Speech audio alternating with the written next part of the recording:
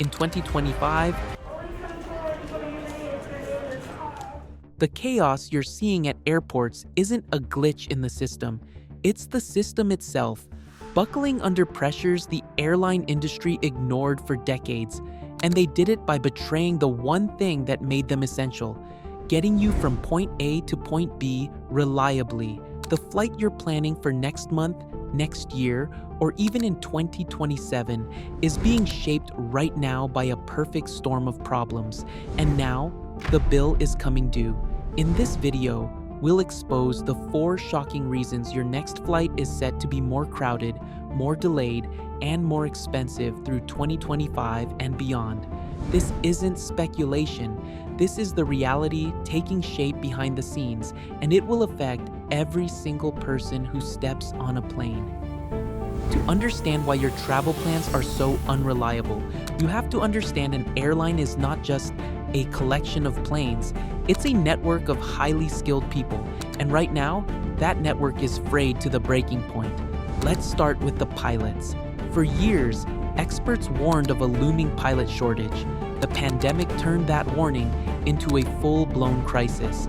During the 2020 downturn, airlines, desperate to cut costs, offered massive early retirement packages. Thousands of their most experienced captains took the deal and walked out the door forever. Now, with demand roaring back, there's no one to fill their seats. Projections show the most severe pilot shortages are set to hit in 2026, with a shortfall of 24,000 pilots. And you can't just hire a new pilot like you'd hire a cashier. It takes years of expensive, grueling training to certify an airline captain. The training pipeline was already struggling. Now it's completely overwhelmed. This isn't a problem you solve in a year or two. We are talking about a decade-long struggle to catch up. But the crisis doesn't end in the cockpit. It extends to the people who keep the planes from falling out of the sky, the aircraft mechanics, and they are disappearing even faster than the pilots. The median age of an aircraft mechanic is 53, and nearly a third of them are nearing retirement age. For 2025 alone, the industry faces a massive shortfall of certified mechanics, a gap that directly impacts how quickly planes can be serviced. Imagine your plane is grounded with a technical issue. The fix is simple, but the airport has a skeleton crew of mechanics. Your flight is delayed for hours, not because the problem is severe, but because there's a line of other planes waiting for the same handful of technicians. That's the new reality. Many mechanics laid off during the pandemic found better paying, more stable jobs in other industries and have zero intention of returning. Then, there's the ground staff and cabin crew, the people who check you in, load your bags, and serve you drinks. These jobs have become a nightmare of low pay and high stress, leading to chronic understaffing. When a flight is canceled because there's no crew available, that's a direct result of this people problem. This isn't a temporary staffing issue, it's a systemic demographic crisis.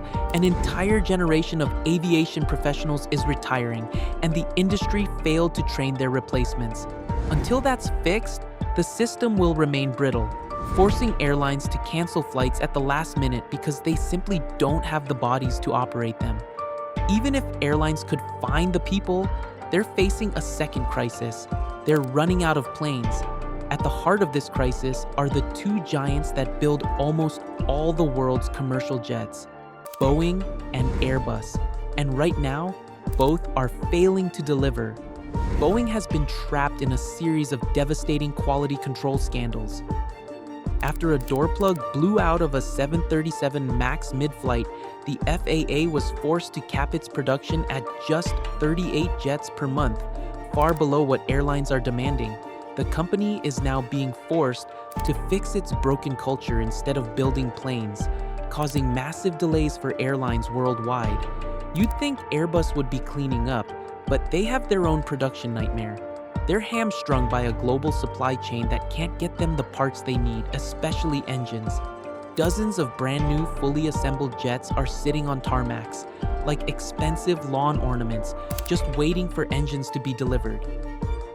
This has created a record backlog, of over 17,000 aircraft on order that can't be built fast enough. The consequences are dire.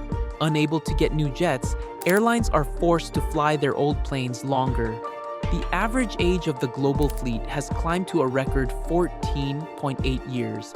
These older planes burn more fuel, which drives up your ticket price. They also break down more often, which strains the already shrinking workforce of mechanics. Around 14% of the world's aircraft are currently parked, not because there's no demand, but because of maintenance backlogs and a lack of spare parts. So, when your flight is delayed for technical reasons, it's not a random event. It's a symptom of an aging, overworked fleet that the manufacturers can't replace. Airlines are struggling to find everything from engine components to landing gear. This metal problem creates a vicious cycle. No new planes means older planes mean more delays, and more delays mean more miserable passengers. So we have a shortage of people and a shortage of planes. But there's a third, invisible crisis happening in windowless rooms on the ground. The technology that manages our air traffic control is dangerously out of date. You might imagine air traffic control as some futuristic digital system. The reality is something else entirely. Much of the FAA's core infrastructure is based on technology from the 1960s, radar systems and computer software designed before the internet even existed. A 2023 government report found that nearly 40% of these systems are on the verge of becoming unsustainable. When this ancient tech fails, the consequences are catastrophic. A single server outage can trigger a nationwide ground stop, canceling thousands of flights in an instant. The FAA has a plan to build a new system, but it involves replacing hardware at over 4,600 sites and building new control centers for the first time in 60 years. Don't hold your breath. This project will take years and billions in funding that isn't even secured. Until then, we're flying on a system that is, by the FAA's own admission, showing its age. This directly impacts your flight.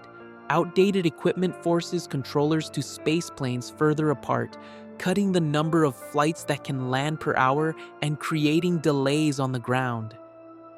On top of the failing hardware, a new threat has emerged: cybersecurity. In 2024, a ransomware attack on the Seattle-Tacoma airport disrupted ticketing for days. Even more terrifying is the rise of GPS spoofing, where hackers transmit fake GPS signals to confuse a plane's navigation. Every time your flight is delayed for an FAA ground stop, you're witnessing this ghost in the machine at work. And as more planes crowd the sky, the strain on this fragile digital backbone will only get worse. The shortages of people, planes, and technology all lead to the fourth, most infuriating reason flying is so miserable: the brutal economics of the industry. This is where all the system's failures land squarely on you. The core of the problem is that airlines operate on razor-thin profit margins. After all their costs, the average profit an airline makes from a single passenger is just over $7. This tiny margin makes them obsessed with squeezing every last penny out of you. This obsession led to the world of unbundling. 20 years ago, your ticket got you a seat, a checked bag, and a meal. Today, your base fare buys you little more than passage. Everything else is extra. These add-on fees, called ancillary revenues, are now the lifeblood of modern airlines. In 2024, they brought in a record-breaking $148 billion globally. For some airlines, these fees are now the majority of their business. Frontier Airlines now makes 62% of its money not from flying people, but from selling things like baggage space and assigned seats. They are no longer in the transportation business. They are in the business of profiting from the inconvenience they deliberately create. Airline executives have said they need to aggressively manage our cost base. Translation: we'll delete anything that feels like a free perk and charge you for it later. This is why your seat has less legroom. It's why service has disappeared. And it's why they keep flying that older, worn-out plane. It's cheaper than buying a new one. This is all supercharged by one simple fact. Demand is at an all-time high. With more people wanting to fly than there are seats, airlines know that even if the experience is terrible, someone else is waiting to buy that seat. Average airfares aren't going to fall in 2025 because the fundamental imbalance of supply and demand remains. So, when you find yourself crammed into a narrow seat, paying extra for a bag that used to be free, and staring at a ticket price that feels impossibly high, you are feeling the direct result of this economic squeeze. It's a system designed to extract maximum revenue for minimum service, all because they can get away with it. So, where does this leave us? We're caught in a perfect storm. A generation of pilots and mechanics is retiring with no one to replace them. The manufacturers we rely on are failing to build new planes. The technology guiding our skies is decades old. And all of it feeds a brutal economic model where record demand allows airlines to charge you more for less. None of these are short-term problems. Fixing the labor pipeline will take a decade. Modernizing air traffic control is a monumental task.